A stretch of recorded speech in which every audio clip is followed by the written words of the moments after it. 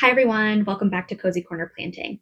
My name is Chelsea, and I'm an amateur gardener in West Virginia Zone 6B. And today I wanted to share 5 mistakes with you that I made in my garden last season. So if that's something that you're interested in, please stick around, and I'd really appreciate it if you would hit the subscribe button and join the community. So first thing that I did incorrectly last year was starting my seeds at the wrong time. I was so excited to get started, and I had gotten all of my seeds in and I had gotten all of my equipment in, and I could not wait. So I started my tomato seeds, I believe, the first week of February. And while my tomatoes did really well last year, it wasn't harmful to the plants to start them that early. They were just a lot of work. They took a lot of care and a lot of time, and they took up a lot of space. So these tomatoes, by the time they got planted out in the second or third week of May, they were several feet tall. They were starting to drop leaves. They were starting to flower indoors, and it was way too much maintenance and way too much space to start them that soon. So this year I'm going to start my tomato seeds in about mid to end of March.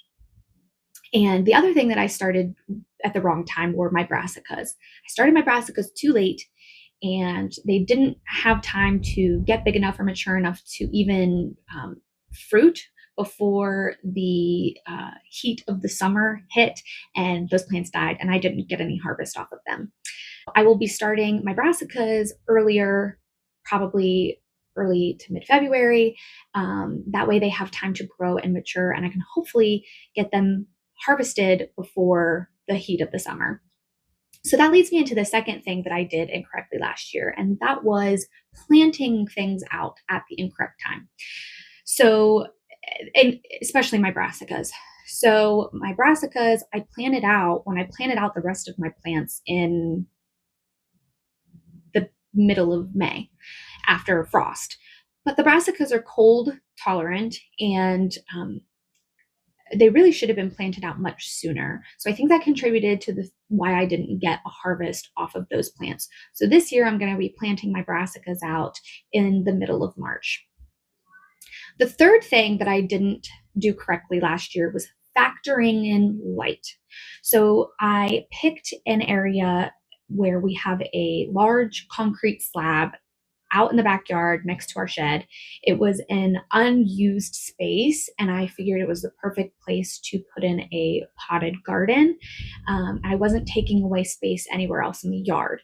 But what I didn't realize was that it was between a large shrub with a fence behind it and a shed on the other side. So we had to remove the large shrub, which was a lot of work. We planted another smaller shrub that won't get as tall. And because of the fence and the shed, there's shade that's casted at different times of the day. And I didn't pay attention to that before going out and planting everything. So I had my tomatoes up against the shed where it got the least amount of sun during the day. And I had to do a lot of rearranging as the season went on, as things weren't growing as well as I would have liked them to. And I had to move my tomatoes to the other side of the concrete so that they were getting the fullest amount of sun in that space. And thankfully, I was growing out of grow bags, so I could move things around. It was great flexibility.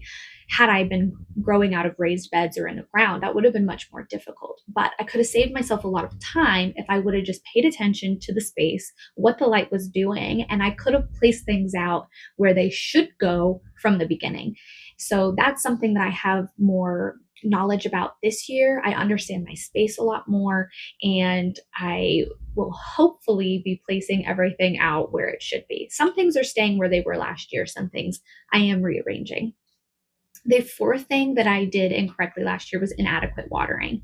And because it was a brand new garden, I didn't have any kind of drip or automated watering in that area. I was going out once or twice a day at the beginning of the season with my hose, and we had a significant drought last year from very early on, and especially at the end of the season at the peak of heat.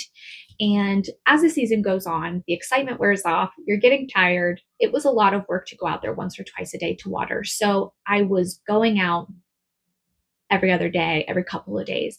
And at the end of the season, my plants really did suffer from that. So the goal is this year to be more aware of my watering. And I'm hoping to get some kind of watering system in place, whether that's drip tubing or um, I'm not really sure yet, but I plan on whatever I decide to do, doing a video on that and sharing it with you guys. The last and fifth thing that I did incorrectly last year was over pruning. And I was watching all of these gardening channels that are saying to prune your plants, to, get your tomatoes and your cucumbers down to a single leader stem. And I found that with my space and how I'm gardening, I wasn't getting as much fruit by doing that. So this year, I will be pruning my plants and I'll be getting rid of leaves and stems that aren't producing fruit for promoting airflow and things like that, disease resistance. But I'm not going to be getting rid of as much leader stems so that I can hopefully increase my harvest. And I know there's a lot of different opinions about that, whether you get more and bigger fruit on your leader stems when you limit them, and you get less and smaller fruit across the stems when you have more than one leader stem. But in my experience last year, that method didn't do well for me. Plus, it's a lot more work to do that much pruning. It's a lot of maintenance, and I want to have a less maintained garden. So that's what I'm going to try to do this year, is less pruning. So these are the 5 things that I came up with that were probably the bigger mistakes that I made. There were many, many more. I was definitely a first year's garden. But these are the things and tips that I wanted to share with you guys. So thank you if you've been watching this long, and I'd really appreciate it if you would subscribe and join the channel and the community. I'm really excited to be sharing my gardening journey this year in 2025. Thanks for watching.